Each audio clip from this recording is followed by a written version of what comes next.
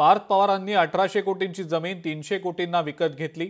पार्थ पवारांच्या हातात कोणती जादूची कांडी आहे असा सवाल आता महेश तपासे यांनी विचारलाय।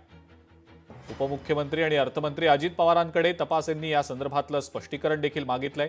फक्त स्वस्तात जागा घेतली हा भाग नाही, तर कोट्यवधी रुपयांची स्टॅम्प ड्युटी देखील त्यांनी बुडवली आहे असा आरोपही तपासेंनी केलाय।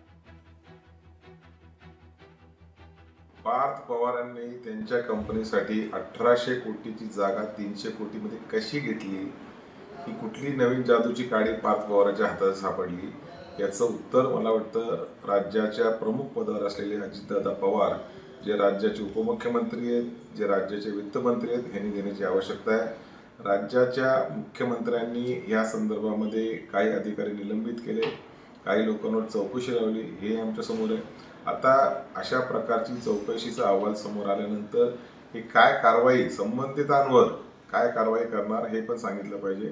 माझी अपेक्षा होती की हे प्रकरण समोर आल्यानंतर अजितदादा पूर्णपणे मीडियाशी चर्चा करतील, माहिती देतील। अजितदादांकडनं अशा पद्धतीचं वागणं मला योग्य वाटलं नाही। ते राज्याच्या मुख्य पदावर आहेत, चिरंजीव असेल की इतर कोणी असेल, त्याच्या संदर्भात तुम्ही खुलासा द्यायला पाहिजे होता।